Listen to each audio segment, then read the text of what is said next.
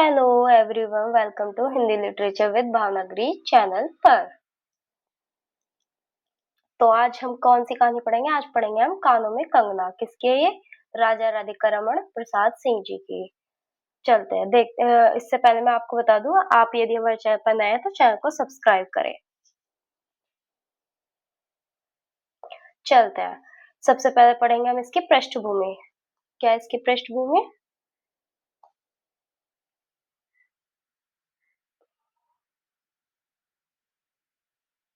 रुक रुक रुक रुक। चलते हैं। इसकी पृष्ठभूमि है, ये इंदु पत्रिका में 1913 में प्रकाशित हुई। तो मैं आपको बता दूं, जो भी वीडियो को चाहे अब देखो, बाद में देखो या कभी भी देखें, जब भी देखें कॉपी को वो पेन और कॉपी के साथ देखें, ताकि आप main main point note down करते चले। तो चलिए चलते हैं। तो सबसे पहला किस पत्रिका में प्रकाशित हुई? इंदु पत्रिका में। कब प्रकाशित हुई? 1913 में। किसकी ये रचना है? कानों में कंगना किसकी रचना है? राजा राधिका रमण प्रसाद सिंह की। तो ये पॉइंट मिलता है। फिर इसका प्रतिपाद्य देखते हैं। क्या है इसका प्रतिपाद्य? चलता है। केंद्रीय पात्र एवं कथानक नरेंद्र का किरण से प्रेम। इसमें क्या क्या दिखाया गया है? नरेंद्र का किरण से प्रेम, विवाह और फिर किन्नरी के सौंदर्य से वशीभूत हो प्रेम विमुख हो जाने, और अंत में किरण के प्राण त्याग, ये प्राण त्याग है, प्राण त्याग के समय वास्तविकता के एहसान होने की कहानी ये दिखाई गई है। इसमें मतलब ये दिखाया गया है कि मतलब जब वो मर जाती है, कौन? किरण, तब उसे उसका होने का एहसास, ना होने का एहसास होता है। तो इसमें ये लास्ट में ये दिखाया गया है। फिर क्या है? पत्नी से अलग दुनिया के प्रेम में फरेब, छल और विश्वासघात होता है। वाकई वो किरण से क्या करता है? छल करता है। वो किन्नरी से प्रेम करने लगता है, क्योंकि तो इसमें यही बताया गया है कि पत्नी से अलग क्या? दुनिया के प्रेम में फरेब, छल और विश्वासघात होता है। लेखक का उद्देश्य प्रेम, सत्य, ईमानदारी और नैतिक मूल्यों का बोध कराकर आदर्शवाद की स्थापना करना है। इस कहानी का मकसद क्या है? कि नैतिक मूल्यों का बोध कराकर किसका? प्रेम का, सत्य, ईमानदारी और नैतिक मूल्यों का बोध कराकर आदर्शवाद की स्थापना करना ही इस कहानी का मकसद है। ठीक है, अब चलते अपने पात्र पर। देखते हैं पात्र। पात्र है मुख्य पात्र। मुख्य पात्र में कौन आती है आपकी? किरण और नरेंद्र और एक योगेश्वर। योगेश्वर नरेंद्र का गुरु, साथ में वो किरण का पिता भी है। चलिए देखते हैं। किरण कौन थी? कहानी की नायिका है, जो नायक नरेंद्र की पत्नी और उसके गुरु योगेश्वर की पुत्री। ओके। किरण के बारे में बताया गया है कि किरण क्या है? आदर्शवादी नारी है। नायिका की सुंदरता की तुलना लेखक ने प्रकृति से की। तारों में आकाश में तारों को देखा या उन जगमगा आंखों को देखा, बात एक ही थी। मतलब ये जो है, किरण की जो तुलना किससे की गई है? आकाश में तारों से की गई है, कि या तो तारों को देखो या उसकी आंखों को देखो। किरण की आंखों की तुलना तारों से की गई है। ये क्वेश्चन पूछा भी जा सकता है। नेक्स्ट पात्र हमारा नरेंद्र। नरेंद्र कौन?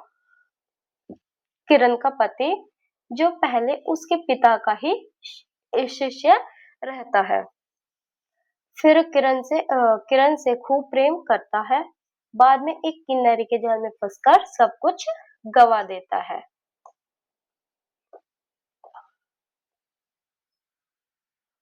ठीक है, अब चलते हैं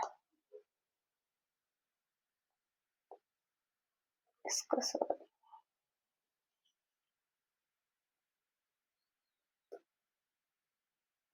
हाँ, अब आते हैं योगेश्वर। योगेश्वर कौन? नरेंद्र के गुरु। ठीक है। अब हमारे कौन से पात्र आते हैं? गौण पात्र। गौण पात्र में कौन? जूही, किन्नरी, मोहन। मोहन कौन था? नरेंद्र का पहचान वाला। किन्नरी कौन थी? खलनायिका। और जूही कौन थी? नरेंद्र के घर की नौकरानी। ठीक है। अब इस कहानी की विशेषता क्या है? चलते हैं। क्या क्या इसमें विशेषता दिखाई जाएंगी कहानी में। ओके। पहले नंबर पर आता है हमारा अत्यंत अलंकारिक व क्लिष्ट भाषा। मतलब इसमें अलंकार और क्लिष्ट भाषा का यूज किया गया है। इसमें 2 स्थानों की चर्चा की गई है। कौन-कौन से, इन्हें कॉपी में नोट डाउन कर लेना। मुरादाबाद और ऋषिकेश। ये पॉइंट जब वे पूछा जाता है ना कि इन पंक्तियों को क्रम से लगाए या इन बिंदुओं को क्रम से लगाए, ये वहां काम आता है, तो इसलिए ये नोट डाउन जरूर कर लेना विशेषता। कौन थी भोली भाली स्त्री की पीड़ा का मौन वर्णन दिखाया गया है। कौन थी भोली भाली? किरण। गलत संगति का असर दिखाया गया है। क्या है इसमें गलत संगति का असर? कि नरेंद्र किरण को छोड़कर किन्नरी से प्रेम करने लगता है। प्रकृति की खूबसूरती या सौंदर्य का वर्णन। आत्मग्लानि एवं पश्चाताप का बोध। क्या होता है उस आत्मग्लानि और पश्चाताप का बोध? जब वो किरण मर जाती है उसे, जब ये आत्मग्लानि और पश्चाताप का बोध होता है। आगे चलते हैं। अब चलते हैं अपनी कहानी पर, पढ़ते हैं लाइन बाय लाइन। किरण तुम्हारे कानों में क्या है? क्या है पहली पंक्ति? कि किरण तुम्हारे कानों में क्या है। क्वेश्चन ये भी पूछा जा सकता है कि किस कहानी में क्वेश्चन या प्रश्नवाचक वाक्य से शुरू होती है कहानी। तो भाई ये है हमारी किरण। किरण तुम्हारे कानों में क्या है, पहला क्वेश्चन ही पूछा जा रहा है। उसके कानों से चंचल लट को हटाकर कहा कंगना। अरे कानों में कंगना, सचमुच 2 कंगन कानों को घेर कर बैठे थे। हाँ, तब कहाँ पहनूं? किरण अभी भोरी थी। दुनिया में जिसे भोरी कहते हैं वैसी भोरी नहीं। उसे वन के फूलों का भोलापन समझो। नवीन चमन के फूलों की भंगी नहीं, विविध खाद या रस से जिनकी जीविका है, निरंतर काट छाट से जिनका सौंदर्य है। जो 2 घड़ी चंचल चिकने बाल की भूषा है, 2 घड़ी तुम्हारे फूलदान की शोभा है। वन के फूल ऐसे नहीं, प्रकृति के हाथों से लगे मेघों की धारा से बढ़े, चटुल दृष्टि इन्हें पाती नहीं, जगदायु इन्हें छूती नहीं। यह सरल सुंदर और सौरभमय है, जीवन है। जब जीवित रहे तब चारों तरफ अपने प्राण धन से हरे भरे रहे, जब समय आया तब अपनी माँ की गोद में झड़ पड़े। आकाश स्वच्छ था, नील उदार सुंदर, पत्ते शांत थे, संध्या हो चली थी, सुनहरी किरणें सुदूर पर्वत की चूड़ा से देख रही थी। वह पतली किरण अपनी मृत्यु शैया से इस शून्य निविड़ कानन में क्या ढूंढ रही थी? कौन कहे किसे एकटक देखती थी? कौन जाने अपने लीला भूमि को स्नेह करना चाहती थी, या हमारे बाद वहां क्या हो रहा है इसे जोती थी। मैं क्या बता सकूं, जो हो उसकी भंगी। ये जो मैं शब्द है, मैं का मतलब नरेंद्र, लेखक खुद, मतलब लेखक नहीं, नरेंद्र कह रहा है ये। हाँ सॉरी लेखक है ये, लेखक बता रहा है कि मैं क्या बता सकूं, जो हो उसकी भंगी में आकांक्षा अवश्य थी। मैं तो खड़ा खड़ उन बड़ी बड़ी आंखों की किरण लूटता था। आकाश में तारों को देखा या उन जगमग आंखों को देखा, बात एक ही थी।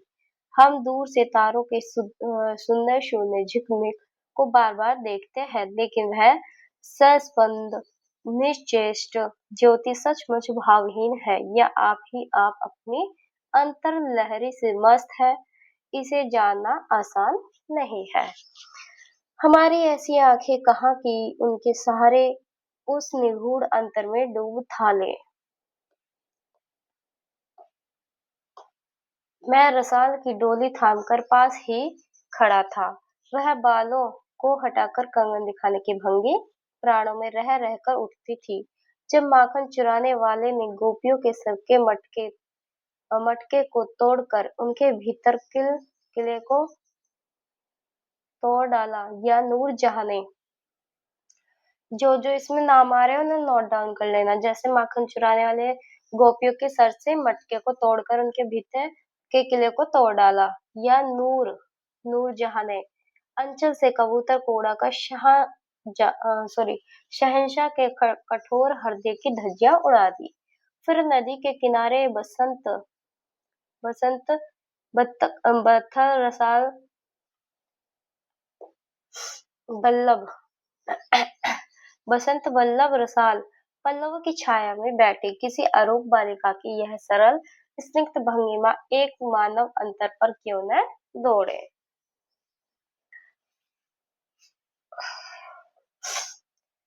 किरण इन आंखों के सामने प्रतिदिन आती ही जाती थी। कभी आम के टिकोरे से आंचल भर लाती, कभी मोलसरी मोलसिरी सॉरी मोलसिरी के फूलों की माला बना लाती। कौन से फूलों का जिक्र आया है इसमें, ये भी नोट डाउन कर लेना, मोलसिरी के। लेकिन कभी भी ऐसी बाल सुलभ लीला आंखों से होकर हृदय तक नहीं उतरी। आज क्या था, कौन शुभ या अशुभ क्षण था कि अचानक वह बनैली लता मंदार माला से भी कहीं मनोरम दिख पड़ी। कौन जानता था कि चाल से कुचाल जाने में हाथों से कंगन भूलकर कानों में पहनने इतनी माधुरी है। 2 टके के कंगने में इतनी शक्ति है। गोपियों को कभी स्वप्न में भी नहीं झलका था कि बांस की बांसुरी में घूंघट खोलकर नचा देने वाली शक्ति भरी है। मैंने चटपट उसके कानों से कंगन उतार ली। कौन कह रहा है ये, किसने उतार ली? नरेंद्र कह रहा है, बता रहा है नरेंद्र कि मैंने चटपट उसके कानों से कंगन उतार लिया। फिर धीरे धीरे उसकी अंगुलियों पर चढ़ाने लगा। न जाने उस घड़ी कैसी खलबली थी, मुंह से अचानक निकल गया। किरण आज भी, एक मिनट,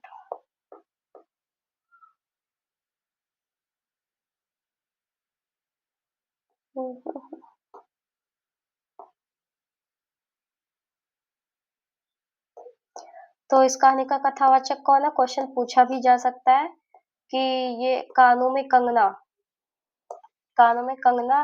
पूछेंगे कि रचना किसकी, तो ये है किसकी? राजा राधिका और प्रसाद सिंह की। अगर कहेंगे इस कहानी के कथावाचक कौन है, तो वो है नरेंद्र। ओके, तो चलते हैं। तो ये जहां भी मैं शब्द आएगा वो लेखक नहीं, वो खुद नरेंद्र है, कथावाचक। ठीक है, हाँ, यहाँ तक।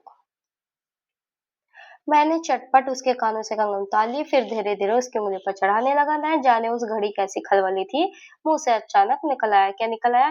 किरण आज की यह घटना मुझे मरते दम तक न भूलेगी। कौन सी घटना? उसके कानों से कंगन उतारना और फिर उसके उंगलियों पर चढ़ाने लगता है, वो वाली घटना। वो कह रहा है कि मैं मरते दम तक नहीं भूलूंगा। यह भीतर तक बैठ गई। उसकी बड़ी बड़ी आंखें और भी बड़ी हो गई। मुझे चोट सी लगी। मैं तत्क्षण योगेश्वर की कुटी की तरफ चल दिया। प्राण भी उसी समय नहीं चल दिए। यही विस्मय था। पेज नंबर इसका आता है 2। इस 3 पेजों में लिखी गई है, मतलब खंड एक तरीके से खंड का है कि खंड 1 खंड 2 और खंड इसका दूसरा स्टार्ट होता है। चलिए चल। एक दिन था कि इसी दुनिया में दुनिया से दूर रहकर लोग दूसरी दुनिया का सुख उठाते थे। हरिचंदन के पल्लवों की छाया भूलोक पर कहाँ मिले? किसके? हरिचंदन के पल्लवों की छाया भूलोक पर कहाँ मिले? लेकिन किसी समय हमारे यहाँ भी ऐसे वन थे जिनके वृक्षों के साए में घड़ी निवारने के लिए स्वर्ग से देवता भी उतर आते थे। जिस पंचवटी का अनंत यौवन देखकर राम की आंखें राम का जिक्र राम की आंखें भी खिल उठी थी। वहां के निवासियों ने कभी अमरतरु के फूलों की माला नहीं चाहे। अमरतरु फूलों का जिक्र, मंदाकिनी के छींटों की शीतलता नहीं ढूंढी। नंद नंदनोपन का सानी कहीं वन भी था। कल्प वृक्ष की छाया में शांति अवश्य है, लेकिन कदम की छैया कहाँ मिल सकती? हमारा हमारी तुम्हारी आंखों ने कभी नंदोत्सव की लीला नहीं देखी। लेकिन इसी भूतल पर एक दिन ऐसा उत्सव हो चुका है जिसको देख देख कर प्रकृति तथा रजनी 6 महीने तक, कितने महीने तक? 6 महीने तक ठगी सी रही। शत शत देवांगनाओं ने पराजित के फूलों की वर्षा से नंदन कानन को उजाड़ डाला। समय ने सब कुछ पलट दिया। अब ऐसे वन नहीं जहाँ कृष्ण गोलोक से उतरकर 2 घड़ी वंशी की टेर दे यानी वंशी बजाए। ऐसे कुटीर नहीं जिनकी दर्शन से रामचंद्र का भी अंतर प्रश्न हो, या ऐसे मुनीष नहीं जो धर्म धुरंधर धर्मराज को भी धर्म में शिक्षा दे। यदि एक दो भूले भटके हो भी तब अभी तक उन पर दुनिया का पर्दा नहीं उठा। जगन माया की माया नहीं लगी, लेकिन वे कब तक बचे रहेंगे? लोग अपने यहाँ अलौकिक बातें कब तक होने देगा? वह सागर की जल तरंगों पर थिर होना कब संभव है। ऋषिकेश, वैसे तो पीछे मैंने दो स्थानों के नाम करवा दिया, पर फिर भी हाईलाइट करना। ऋषिकेश के पास एक सुंदर वन है, सुंदर नहीं अपरूप सुंदर है।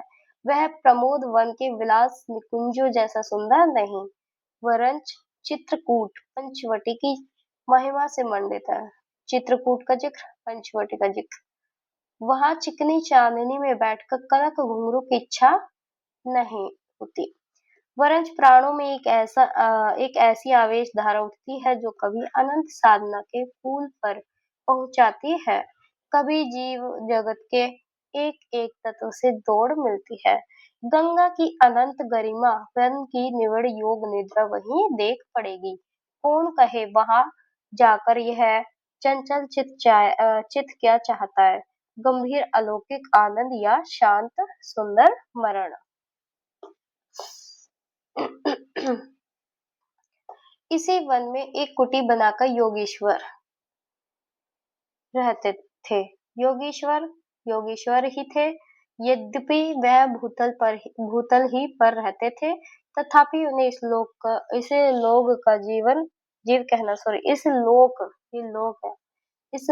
का जीव कहना यथार्थ नहीं था। उनकी चित्तवृत्ति सरस्वती के श्री चरणों में थी, ब्रह्मलोक की अनंत शांति में लिपटी थी।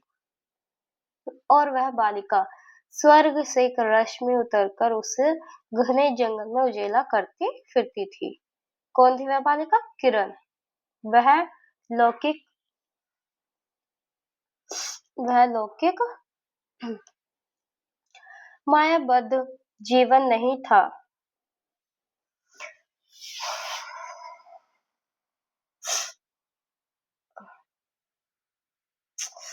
अरे भाई,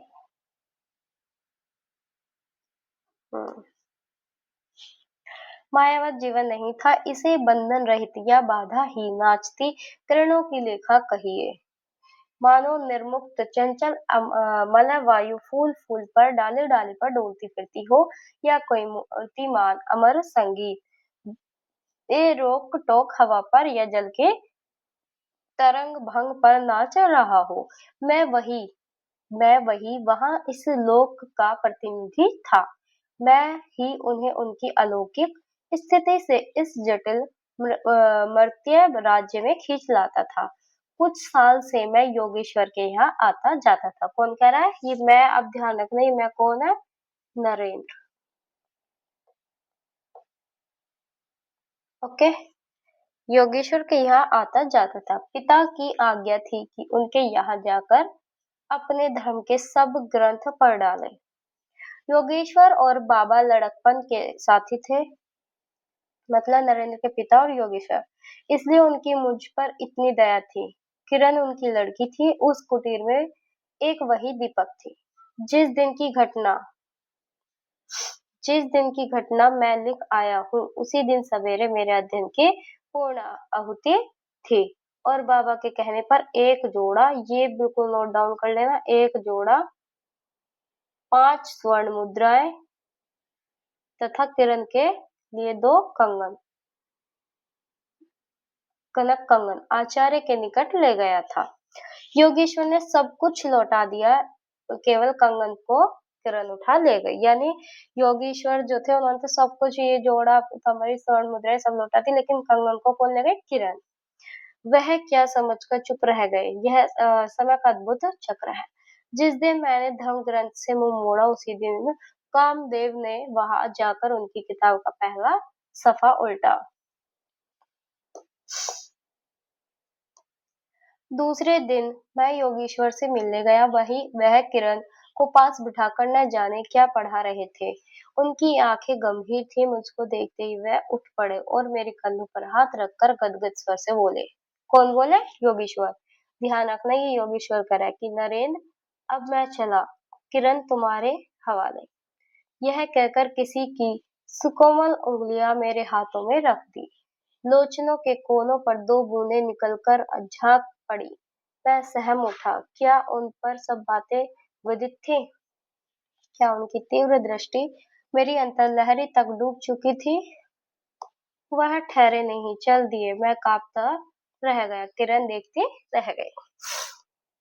सन्नाटा छा गया। वन वायु भी चुप हो चली। हम दोनों भी चुप चल पड़े। किरण मेरे कंधे पर थी। हठात अंतर से कोई अकड़ कर कह उठा, हाय नरेंद्र, यह क्या? तुम इस वनफूल को किस चमन में ले चले? मतलब उसके अंदर की बात कह रहे हो, उसके अंदर से। इस बंधन विहीन स्वर्ग जीवन को किस लोक लाज में बांधने चले? चलते हैं अब इसके खंड 3 पर।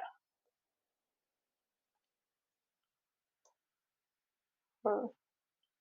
कंकड़ी जल में जाकर कोई स्थायी विवरण नहीं छोड़ सकती। क्षण भर जल का समतल भले ही उलट पुलट हो, लेकिन इधर उधर से जल तरंग दौड़कर छिद्र का नाम निशान भी नहीं रहने देती। जगत की भी यही चाल है। यदि स्वर्ग से देवेंद्र भी आकर इस लोक चाल में खड़े हो। स्वर्ग से कौन? देवेंद्र। देवेंद्र भी आकर इस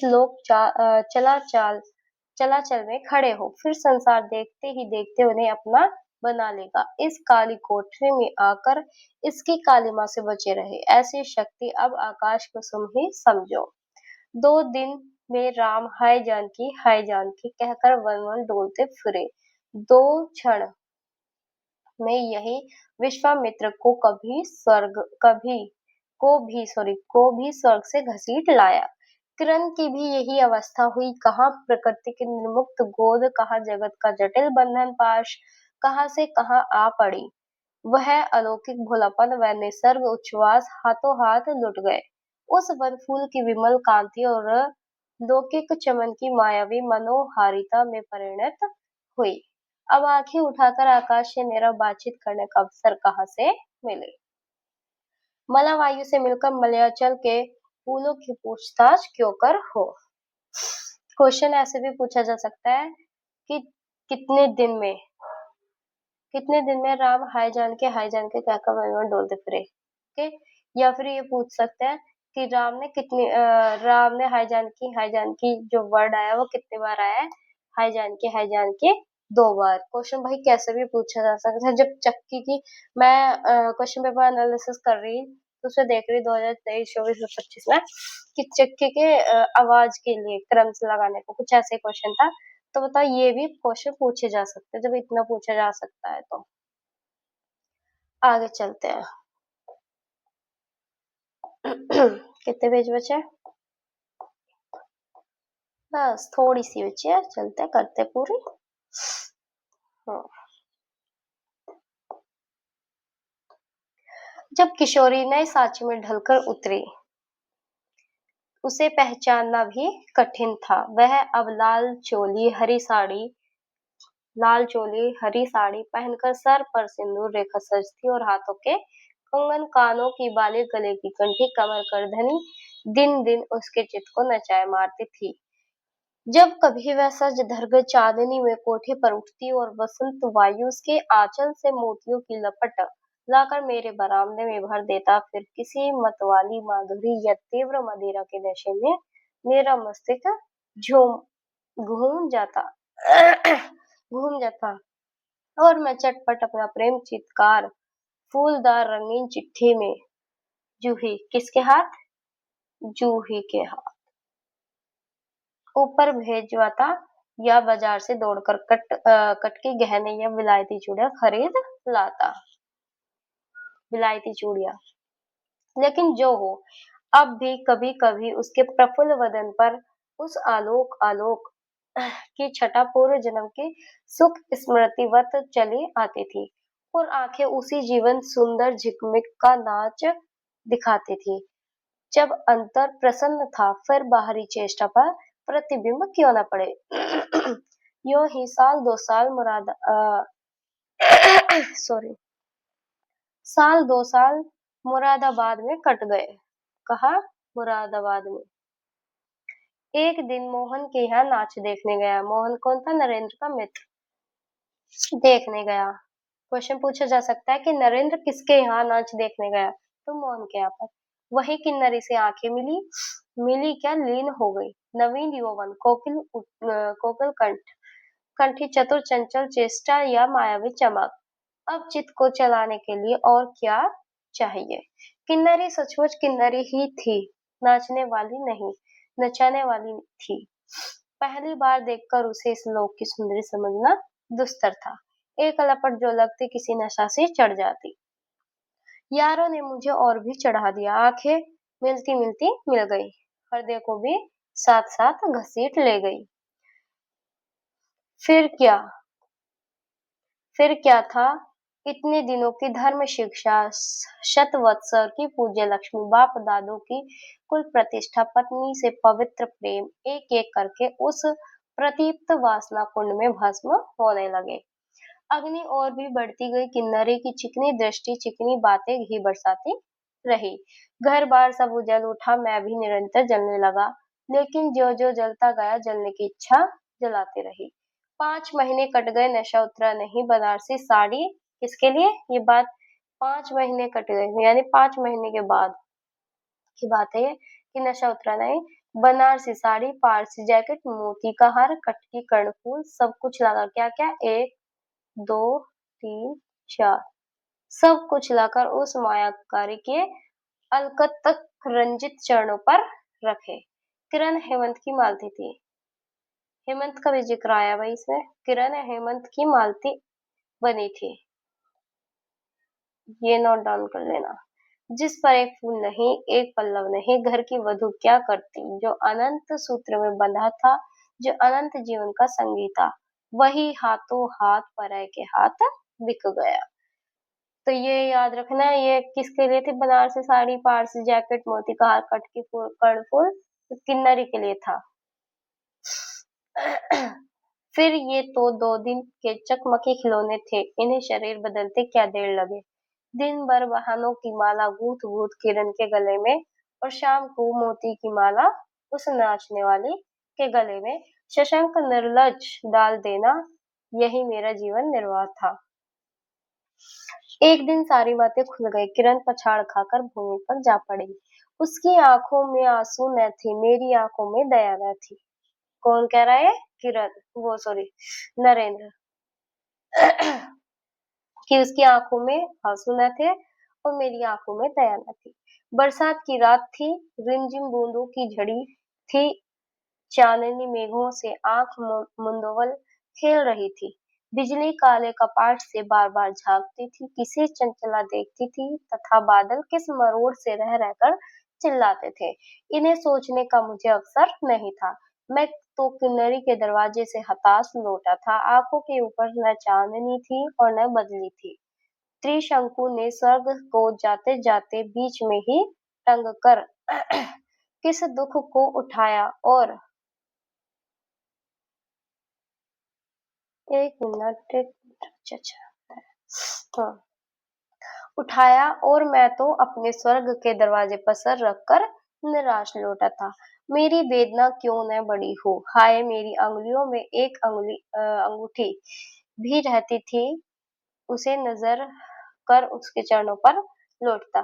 घर पर आते ही जूही को पुकारा उठा। जूही, किरण के पास जो कुछ भी बचा होता फौरन जाकर मांग लाओ। मतलब किरण के पास जो कुछ बचा उसे भी मांग लाओ, ऐसा जूही से कहता है नरेंद्र। ऊपर से कोई आवाज नहीं आई, केवल सर के ऊपर से एक काला बादल कालांत चीत्कार के चिल्ला उठा। मेरा मस्तिष्क घूम गया। मैं तत्क्षण कोठे पर दौड़ा। सब संदूक झाके, जो कुछ मिला सब तोड़ डाला, लेकिन मिला कुछ भी नहीं। अलमारी में केवल मकड़े का जाल। क्वेश्चन पूछा जा सकता है, अलमारी में क्या मिला? मकड़े का जाल। श्रृंगार बॉक्स में एक छिपकली। उसी दम किरण पर झपटा, पास जाते ही सहम गया। वह एक तकिए के सहारे निसंस्पंद लेटी थी। केवल चांद ने खिड़की से होकर उसे गोद में ले रखा था और वायु उस शरीर पर जल से भिगोया पंखा झल रही थी।